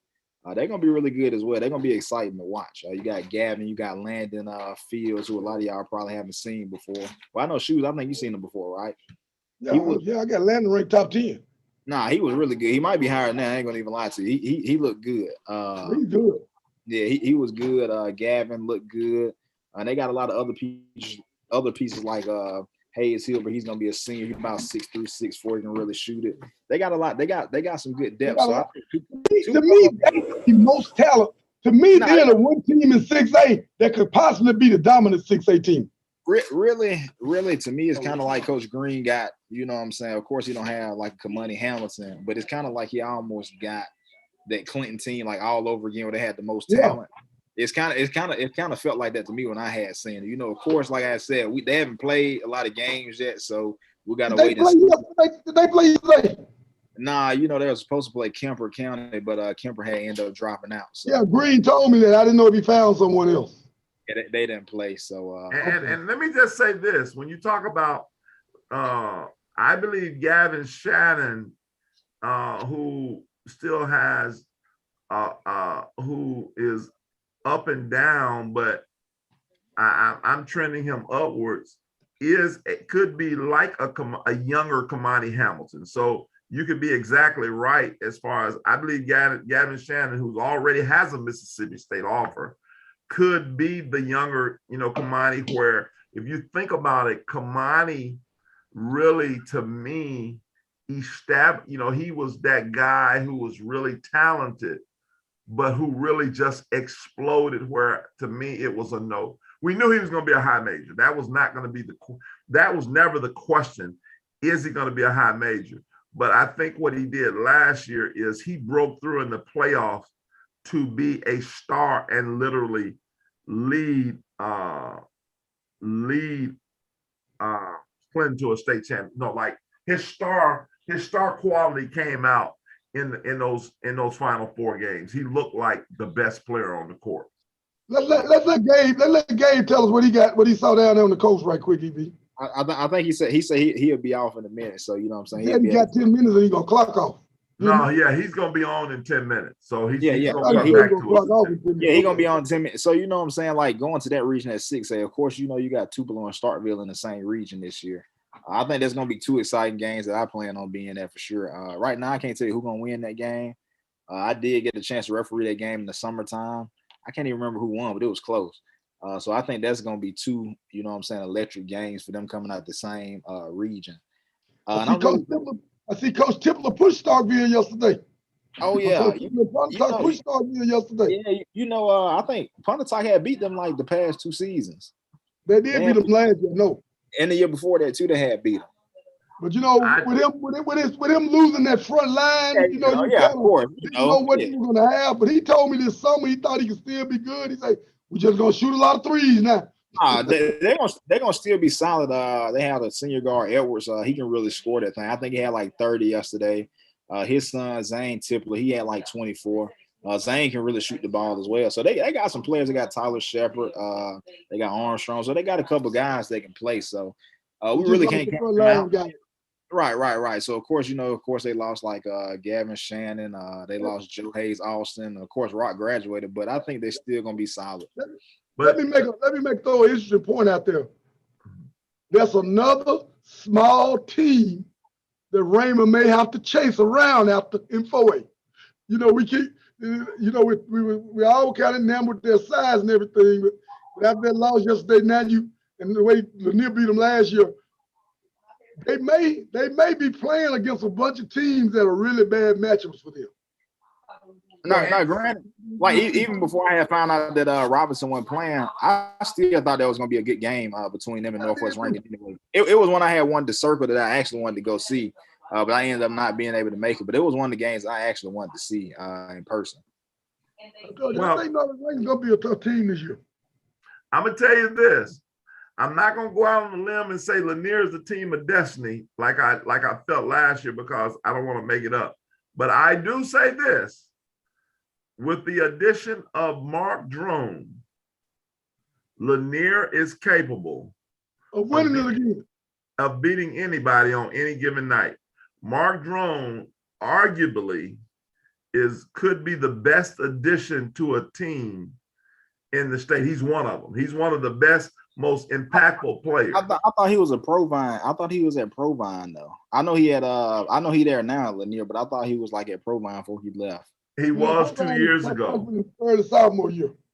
Well, now if he would have went to Provine, you know what I'm saying? Provine got a good little group of 10th graders over there, and of course they got like Samir and Grant as a senior. They're gonna be good. Now 5A, a lot of people are gonna be sleeping on them, but they're gonna be pretty solid. I agree with you. I think Provine is a program that is clearly on the rise. Mason, tell me, jump in real quick. Tell me about any high school teams that we may be missing out on that you think is pretty good. That's going to be somebody to watch for this year.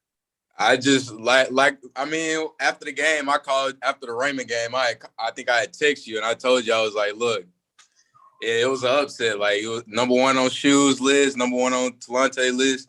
I mean, I think just Northwest ranking on ball this year. You know, I think they got a lot of young guys, Le'Veon Lindsay, Cam Jones, some more guys up there that just can just go. So that's what I think in 6A. And then the other lower ones, I feel like you said, it's just an equal playing field. Like, anybody can just get it. That's my opinion. Okay, cool. How good? Let me ask you this, Mason. How good is Terry? I know they got DeCorey Porter. Do you know anybody else on the Terry? Is DeCorey Porter the main person there? I think he probably gonna be the main person at Terry to me. That's what I think. That's just my opinion, though. Let me ask you this: if Devon Reed doesn't leave Terry, are we talking about Terry in this conversation? I think you would talk a little bit about him. I just think Devon, like, he's excelling. Like, I think, yeah, for sure. I think you'd definitely be talking about Terry because they switch districts and somebody left and then it's like kind of swapped out. Brandon left their district. I definitely think you'd be talking about Terry though. Okay. I've seen them, EV. I saw them at the Jamboree last week at Lanier, and they're interested because they got a couple. They got a couple of guys about 6'4", couple of kids in there that are with good size and athletic. Porter is making a case to move way up. I mean, I got him top 15 somewhere around there now, but I love Porter. I think he's good, man. Stock going up. Huh? His stock is definitely going up. Yeah. I definitely agree with you. And he's in his size. I looked at him last year and I talked to him and his parents. I know his brother played at Tougaloo, and I looked at him as a very solid player. Now that he's pushing 6'3", 6'4" range, now we're starting to, talk about a very, very big guard who knows how to play and his value. And like you said, he's definitely a stock riser. Court, anybody? I always felt he would be better once they got him off the ball. They played him at the point for the last 3 years because they just out of necessity. Well, This year out of necessity, they need him to score. So now they've had to move him out the ball with Devin gone and Amari gone. Those guys out the way. They need him to score. So I always felt once he got off the point, he was gonna really blossom, and that's what's happening. And he had a big summer for Mississippi United. He had a very big summer for Mississippi United. Yes, sir. Shout out to Greg and Alante Watson at Mississippi United. I think those guys do a phenomenal job every year of taking guys like a DeCorey Porter, like a Caleb Kent at Madison Central, and places like that. Speaking of that, Madison Central with a new coach upset you guys' other number one team, Home Central. Talk to us about that, Shoes. Hey, they number 3 for me. Okay. I like how you wanted to flip that geek in there, but they were number 1 in your 5A. So let's they're number 1 in 5. I think they're still the team to beat in 5A. I mean, especially when they get Thomas back. I mean, I still think they're the team to beat. They didn't have Lucci last night. Lucci playing football. That make a big difference. That makes a huge difference. That makes a big difference. Yes. And I don't know what else happened, but Mister didn't play the whole second half last night. That make a difference too. Well, that's their 2 best players. Yeah. They were playing with all new guys. They got like Lucci and 2 or 3 more guys on the football field. The other kid that played a lot, he's got like 3 guys on the football field. They competed hard. They didn't have anybody to score the ball. they didn't score the ball well yesterday. Clinton played well. I'm not gonna take anything away from Clinton. Clinton played well. They played very well. Not Clinton, Madison Central. I mean, Madison Central played well. They played very well. I mean to say that. Who Madison Central got? Jordan St. Joe. I think he came from St. Joe, and then Jordan Archer, the That's small. where he came from. Man, he was good last night, man. They got to look at that point guard. He's a junior point guard, Jordan Archer. Number 14. I just found out his name this morning, number 14. He was really good for them last night. Handling the ball, just controlling the game. He's about 5'9", maybe 5'10", but he got that ball on the string. He understands what he's doing. You say he was at St. Joe? Yeah, he came from St. Joe. Okay, he was at St. Joe last year. Like you already, basically. That was the difference maker in the game. Yeah. You see how he jumped in on that? I love that. I know him. So it's a. He was the difference maker in the game. I mean, Ken had a good game also, but just, man, the way all ran to control the game that night, he was the difference maker in the game.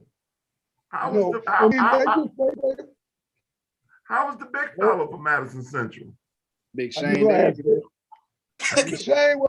Shane he got caught up. He finished with 5 points, and he fouled out in the third quarter.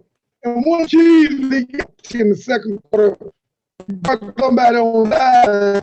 And I don't know if he used split or he just didn't know who he was talking to, thought he was talking to somebody on the court. But some kids, some Madison guys on the side, some home guys on the sideline barking and messing with him. I guess they've been messing with him. They've been over there. They were over there barking a lot. It's like the home crowd was. When he hit three. He hit a three, and going back down court, he barked there pretty loudly, and the ref hit him with a tech. And like I said, I don't know what he said. I don't know if he cursed, or if the ref just knew he was talking to someone loudly and didn't realize it wasn't somebody on the court. But they hit him with a tech. They hit him with a tech. So, then he got then in the third quarter, he had a sequence where he got 2 quick fouls. He got one on defensive end and one on the offensive end, right? Right quick, back to back, and fouled out. He wasn't bad. He wasn't scoring a lot, but he was active. He was on the glass. He was moving up and down the court. Madison wants to get out and try to attack the rim with Caleb Kent and those guys. They got another guard, strong body guard. They want to attack the rim and get out and attack the rim with those guys. But are they 5A? He didn't look bad, huh? They 5A. They 6A. They 6A. They're in the same region. They're in the region with Merle, Clinton, and Germantown. Germantown is in that region. So y'all think they got a chance to win that region? No, I think it's gonna be between Clinton, Murrah, and Madison Central. Oh yeah, I'm tripping. I ain't hear you say Clinton. Yeah. The three of them are battling out for that region. They're battling out for that region. That should be another good, interesting, region that has some good games, some good competitive games. And Madison has the talent, because we got to remember now, the junior wide receiver over there at Madison Central. Isaiah's not back yet. He'll be back at the football season. Yeah, big time. Hey, real quick, we got Gabe. We got Gabe. Gabe, talk to us. I know you're in your car. Talk to us a little bit about the Gulf Coast and who are some of the girl teams to watch down there on the Gulf Coast. And I know you're involved with your man, also with, Gabe is and Kevin Walden run Community Saved AAU down there. Talk to us a little bit about what's happening on the Gulf Coast as far as the girls and the guys. Who are some of the teams? We know Gulfport was ranked as high as number 3 in Mississippi Play Sports, and as well as Harrison Central was the consensus number 1. And so talk to us a little bit about the Gulf Coast. I know for sure Pascagoula right now, as far as the boys and the girls, they're looking pretty good. I know as far as the girls go, they got the Jones commit Shanti Moore, who's a phenomenal glass cleaner. They have a junior for it as well. That's a pretty solid rebounder. I think she had about 32 in their game opener against Gaucher last week, as well as Yasmin Burley. So I think Pascagoula girls are going to be looking really good this year. Definitely a team to watch. I know for sure their boys are loaded with a good bit of talent. I think they're ranked, around that 5 or 6 area in the state. So I think Pascagoula on both the boys and the girls side are definitely looking good, as well as Moss Point's girls. I know they were state runner-ups about a year or two ago, back when they had Robin Lee. And that coach over there does a phenomenal job with that group. They're very well-rounded, very disciplined, and very structured. It's a lot of 6A teams that they give a run for money for. I know last year when they played Gulfport, they beat we came out on top in overtime, and they played them again in the Jamboree this year, and Gulfport only beat them by 2 or 3 points. So Moss Point is definitely one of those teams that you kind of got to keep your eye out for, definitely in the 4A division. Of course, Gulfport, I know a lot of kids right now are out with injuries, and that's throughout the state. But I know Gulfport they're short right now with the Twins off of injuries. But they're still, I think they're 2-0 right now. So of course they're pretty decent, as well as the boys.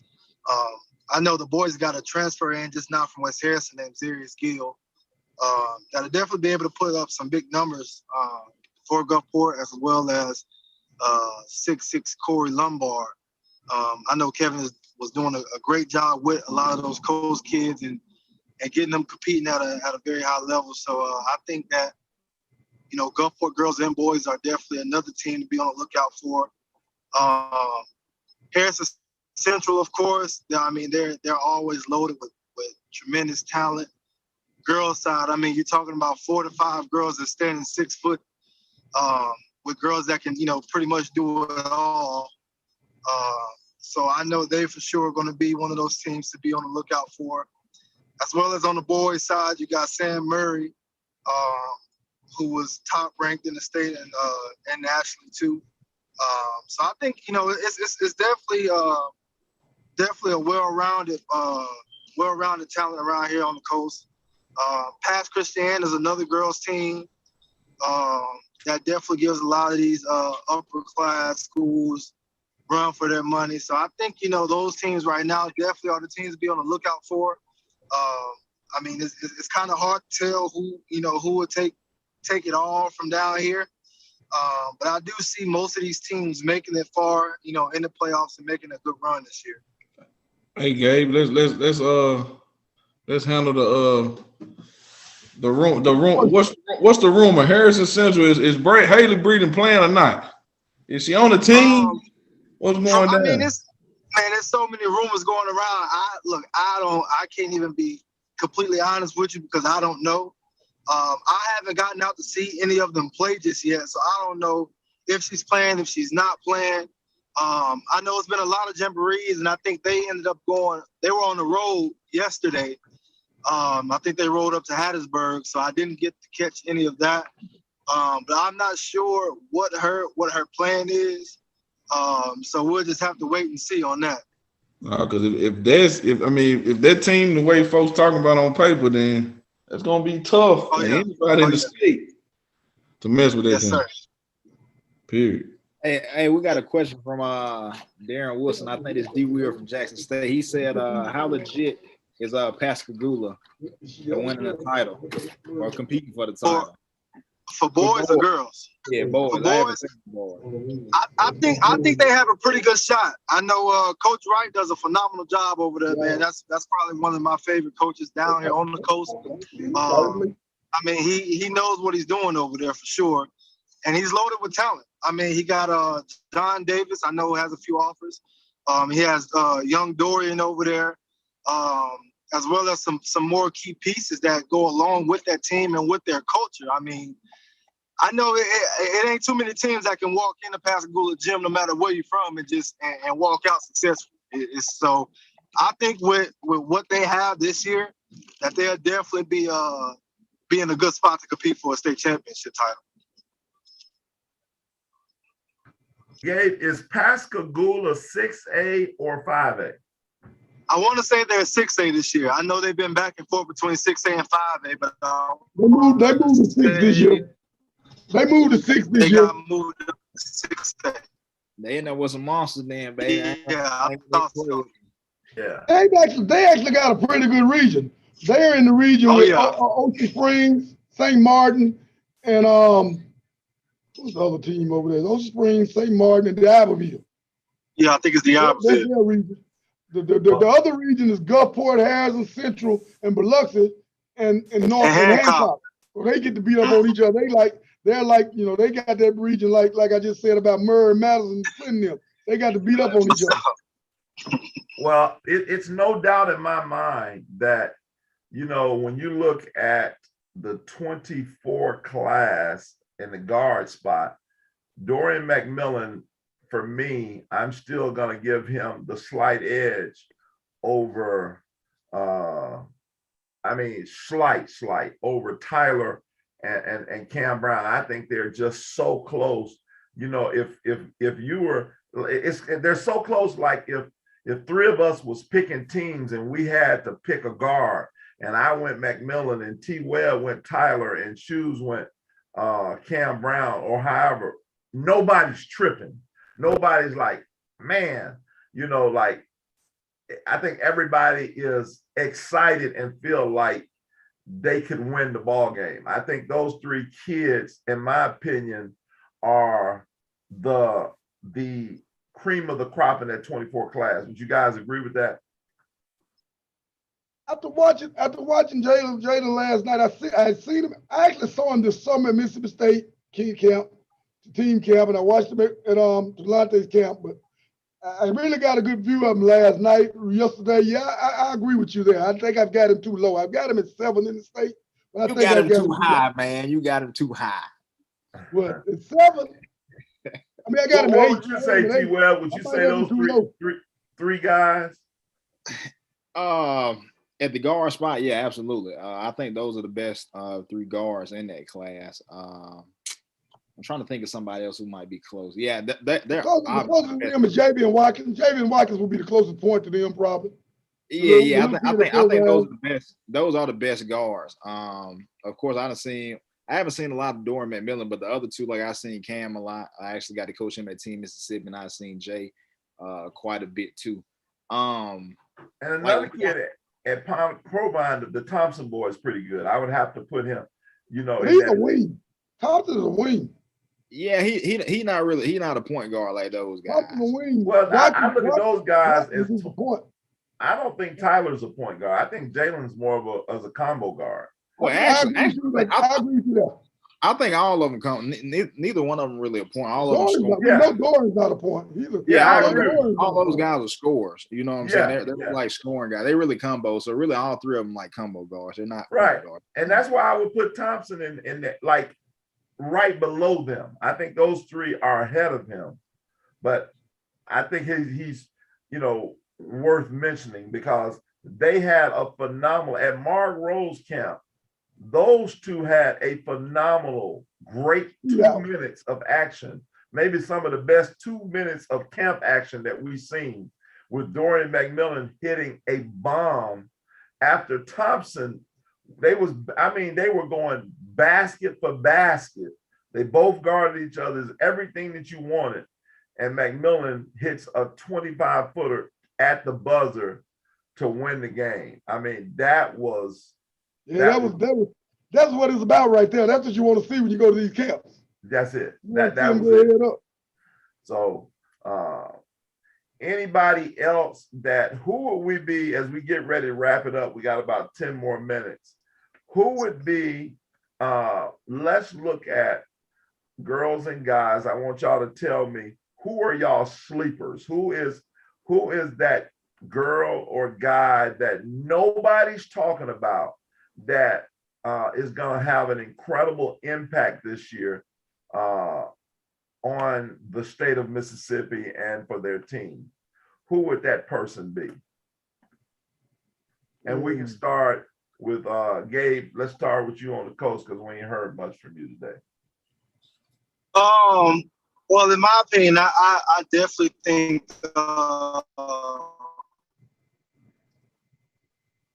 it's a handful of with Gulfport High. I believe Samar scores that doesn't get a lot of credit. But I do believe that with the team that they'll have this year, with the Twins coming in, that they'll be able to make a strong push. And I mean, that team is led and followed by Samara Fields. So I definitely think, she's one of those ones that has been slept on. Harrison Central, again, like I said, they're just loaded with talent. But Dakiria Walls is another one of them that definitely has been a sleeper. She's another 6 foot forward that is phenomenal around the basket. And I mean, like I said, it's a handful, but those are my two off top that I can think of. Cordarius, who you got? Your sleepers. Give me some sleepers. That's gonna that you want to say that's gonna make people, that's gonna wake some people up. They're gonna wake up this year. Player wise, I gotta say Jakiria Hawkins from Lake Cormorant. She's a transfer from Whitehaven. Don't too many people know that she's in the state. She's gonna have some big scoring games. She's a big point guard. She could be considered with the rest of these guards in the 22 class. You can put her in the top 10, wherever you want to put her. She is that good of a talent. She's been around the block a lot, been on a lot of high-power AAU teams. She really know how to play, can do it all at the guard spot, can shoot well, get to the rack, really play makes well, and she got the size. I think she's going to tear it up at Lake Cormorant. I don't think she really got a choice. So you're going to see big numbers from her. She's a silent killer anyway. So y'all be on the lookout for Jakiria Hawkins. She's going to put up some numbers. Everybody put on the radar right now. In the Mississippi, Alabama game, all that type of stuff, she gonna be a killer in this state. I love that energy, Core. I like how you talked about it. Mason, you got a sleeper. For girls, I don't know if she really a sleeper, but I think Marley Freeman at Brandon. I think that's my sleeper, I guess you could say. I know she can ball, so I wouldn't consider her a sleeper in my eyes, but yeah, but on the guys' end, I'm gonna take it to private school. I think Allen T gonna have a good year. He had 30 on North Pike, so I think he gonna have a great year. That's just my opinion, though. Now, where does he play at? He plays at St. Joe. He had 30 on North Pike. I want to say Saturday. Okay, I've heard that name. How big is he? T-Will, what you think? He probably about 6'5", 6'4", 6'5". I got him listed at 6'5" because I think I had tweeted that out. I think he had 28 yesterday. Yeah. Five. Yeah. Well, he's at St. Joe. Yeah, he had St. Joe. That's in Madison, right? Right, in Madison. St. Joe or St. Joe beat South Pike. I thought I read it wrong. I thought that was St. Andrews beat North Pike. No, but I thought that was St. Andrews that beat North Pike. That was St. Joe beat him. Okay, that was a big win for St. Joe.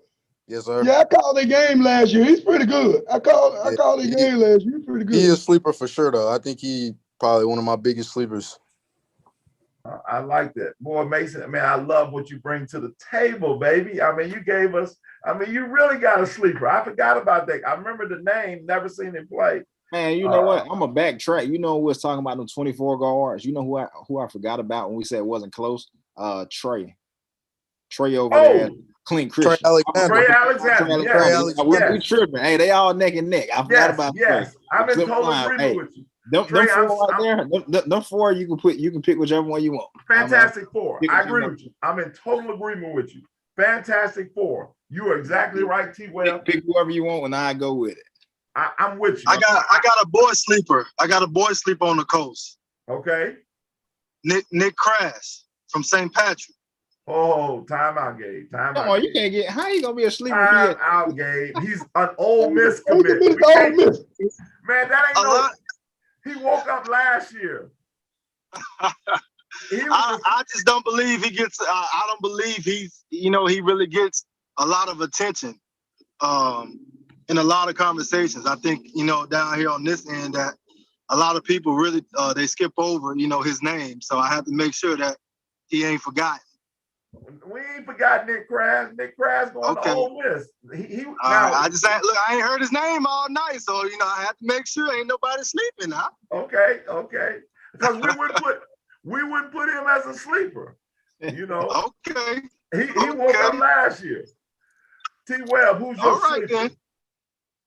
My sleeper got to be probably Caleb Parr. That's the biggest sleeper I think in that 2022 class. He doesn't get talked about enough at all. So probably him. Yeah, most definitely Caleb Parr. I know you love him, and he was a co-MVP with George Marshall. I know at your event, and he definitely yeah, both of them guys dominate. I couldn't give it just one on because both of them killed the whole day. Right. Shoes, give me your sleeper. I'm gonna go with I don't know what you all think about him. I'm gonna go with Dominique Simpkins down at the Iberville. Okay. I like that. I like Dominique a lot. He's pretty good. He's good. Gabe, have you seen him? That's on your coast. Have you seen Dominique Simpson? Oh yeah, he can go. He can go. Okay. I'm gonna go with Dominic. Before we talked about him earlier tonight, I'd have said Decorey Porter, but we already talked about him tonight. And at this point, he's not. I don't know if I can call him a sleeper anymore. Yeah, he didn't woke up. Yeah, he didn't pass the sleeper round. Yeah, he definitely has waking some people up. You saw Dominique EV. You might not remember it. He was at the yeah, I know I did. And that's the thing. I sure don't remember him. He was at the Lottery camp. Yeah, I didn't get a chance to. Yeah, I can't. I'm gonna give my sleeper. I'm gonna go way out there on y'all. I'm gonna pull some out the hat. But my sleeper, who's just gonna have, I think, a very good year in terms of a high school year, and he had 25 last night. I'm gonna give it to the solid, just a super solid kid. Plays for a dad at Cleveland Central, Taylor Berryhill. No, he can hoop. I was there. He had 25 yesterday. He shot that thing yesterday. No, he really good. He played good at the title count too. He can hoop. Yeah, I can agree with you. He's just a little, like he's not super quick. I coached his brother at he was a walk-on at Jackson State. I think he's going to be better than his brother. And he's going to be all right. Taylor Berryhill's a name to watch. But as we get ready to close, guys, we do our normal, you'll give your 1 minute geek of whatever that, something's on your heart, on your mind. As we get to close, man, it's been an awesome show, and I'm so happy to be back. And we're going to just take this thing to another level. I'm working on getting an opening and just all different type things, bringing on different guests. And I'm gonna be expecting you guys. Show.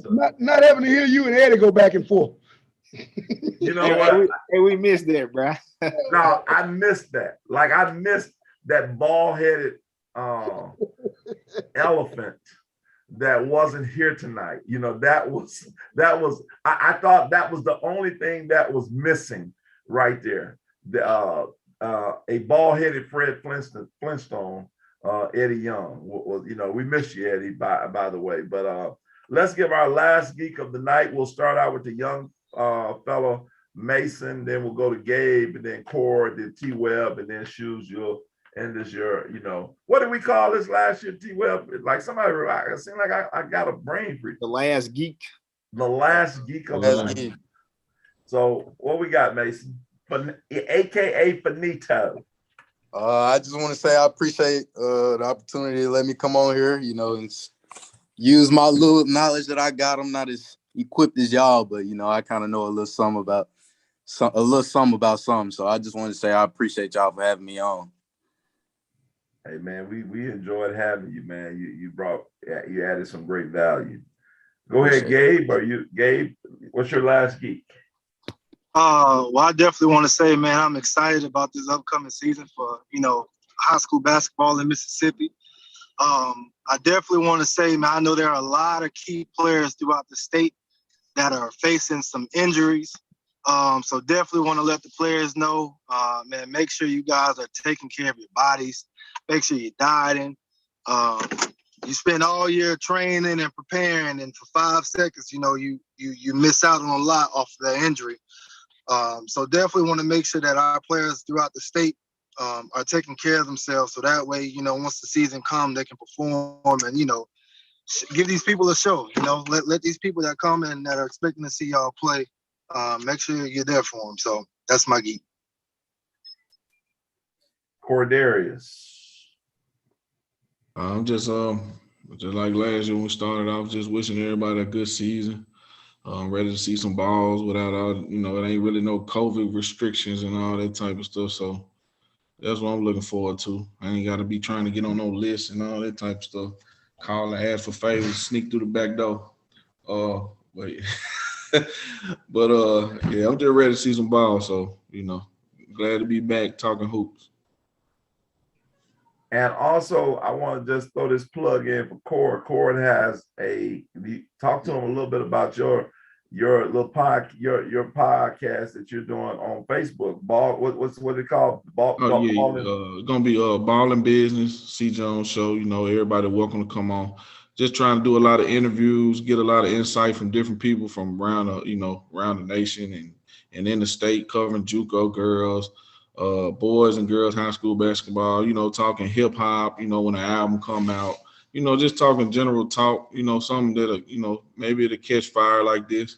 Maybe it don't, but just a little spinoff, just something to just put my personality more out there, get comfortable, behind the camera. I mean, on the camera. So. Yeah, we definitely want to support our brother. T. Webb. Our last geek, man. Of course, we're excited for basketball season to be back. And I gotta plug my event in the SSP tip-off this weekend, coming up November the 6th at New Hope High School. 1:30, we got Starkville Academy versus Pine Grove. That's gonna be some very good guards going at it. At 3:00, Holmes County versus Olive Branch. That's a heavyweight matchup between 5 and 6A.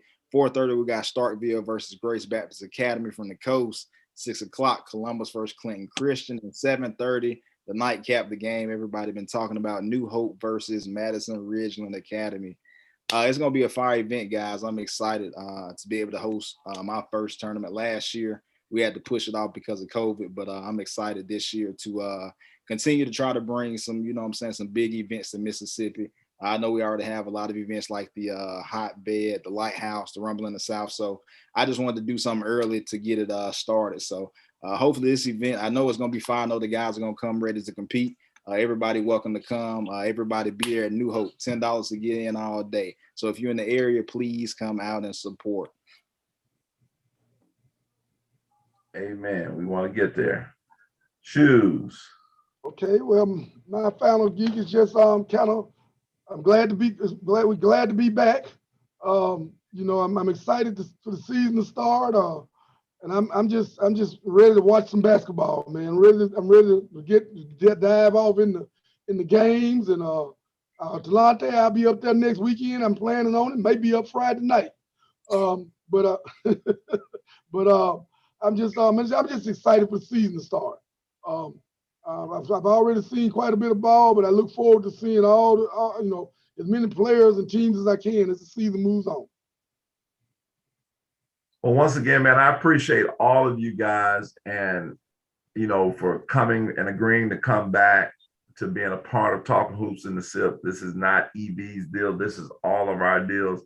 Y'all know I'm big on oneness, coming together. We all have a piece of this puzzle. So I'm excited about this, and I'm excited about this year. What I would definitely like to do is for all of you fans and people who watch the show on a weekly basis, please, hit me, tag us.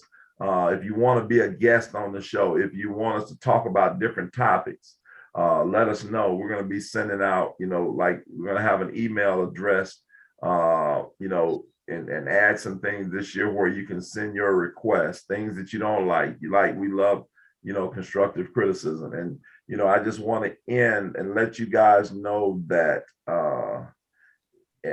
no matter what you're going through in your life, allow God to help you through it. I mean, because we're in a season where, it's a lot of uncertainty going on in the world as far as COVID-19, vaccine, not vaccine, all the different things. It is a bunch of distractions. I encourage you to keep your eyes on the prize, and that prize is Jesus. That prize is trust God like never before. because you need him in this hour of your life. And with that being said, for Mason, aka Benito, Gabe Barber, Kadarius Jones, Talante, aka T Webb, and Lavelle, aka Shoes Johnson, I am Eric Vaughn, aka Evie the Geeker, saying good night and be blessed. Yeah, Delonte, I got me a room up there for Friday. I think I'm gonna go to Starkville Friday night, see Starkville Meridian Friday night.